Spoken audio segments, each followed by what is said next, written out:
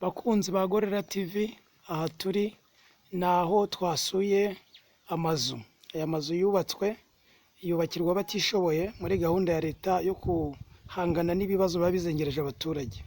Aba baturage bubakiwe aha nta mazu bari bafite yo kubamo. Akaba ari mu karere ka Bugesera, umurenge wa Nyamata, akagari ka Kanazi.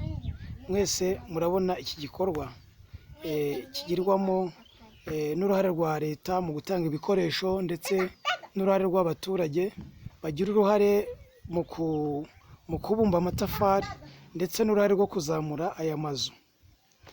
Murabona rero iyi ni ya gahunda nziza ya leta y'u Rwanda yo kugira umunyarwanda ufite aho atuye ndetse umunyarwanda nyirizina ufite ubuzima bwiza. Nk'uko mubibona rero aya mazu nayo bita 2 in 1. Ubu harimo imiryango ibiri, iyi mubona, iyi nanone mubona ku rundi ruhande nayo iyi ngiyi ikitunganywa nayo irimo imiryango ibiri. Twagerageje rero kuvugana n'abagenerwabikorwa bagaragaza ibyifuzo. Mu by'ukuri aba baturage iyo babivuga wumva bavuga nk'abuzuye Roho Mutagatifu, wumva uhita ureba amarangamutima yabo ukareba uburyo bari imbere, wabitegereza ugasanga rwose akabuzuye akanyamuneza. Twaganiriye n'umwe muri bo rero witwa nde? Imana Matilda. Witwa Kimana Matilda. Kimana Matilda, aha hantu uhamaze igihe kingana iki? Yego narahavukiye ariko. Warahavukiye? Aha wahageze ute? Aha nahageze ku bw'ubuyobozi. Ku bw'ubuyobozi? Ahangaha. Bakwimura ahangaha. Mbere wabaga hehe? Mbere nabaga mu Gitovu ariko nashatse umugabo nyine nkomeza gucumbika. Noneho ubuyobozi bubonye yuko naragaye banyabakira hano. Mpita nimukira. Turabona ahantu rwose haracyari hashya.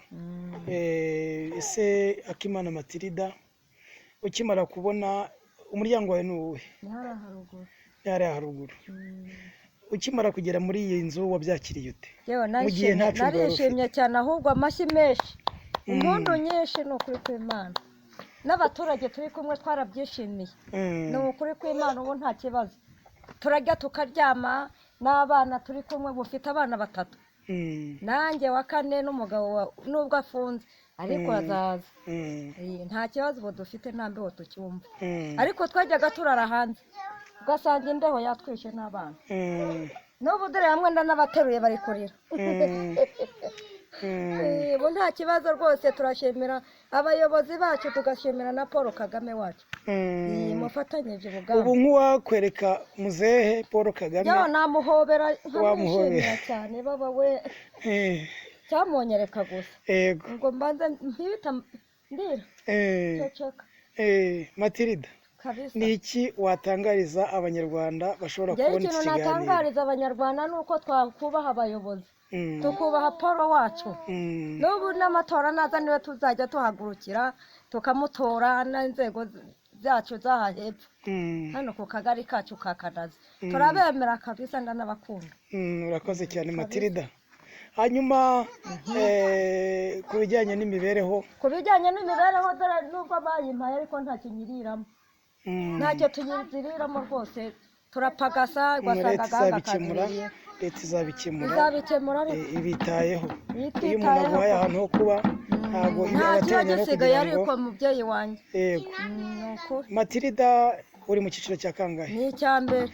Nta mirimo ko tuzi neza ko guverinoma y'u Rwanda ibiteganya kuba yatanga imirimo ku bantu bari mu cyiciro cya mbere. Nyine akazi nari nkafite pe. Nkora hari akariyeri. Nkora akazi kabyuka. Noneho kore niza gutera baraduhagarika. Kuva baduhagarika rero nta kindi dukora. Urakoze cyane. Nta kindi dukora. Ku kiganiro ugiranye na YouTube channel yitwa Gorilla. Gorilla TV #F. Nukuri dore nta kintu nyiriramo Sawa. Sase ngame. Nta kintu ndimo kurya nuko. Turakora ubuvugizi kandi nawe urabona uracyari muto, wakoresha amaboko. Cyari muto ariko nanjye ndakubara. Sawa. Na tuzana nkuko nguko ejo nkongera nkiribuka. None se urakoze nyine. cyane Matilda. Iyi ni YouTube channel Gorilla Yego. #F yari yabasuye uyu muryango. Eh, Gorilla TV mu mudugudu, Gorilla TV mu kagari caho. kabisa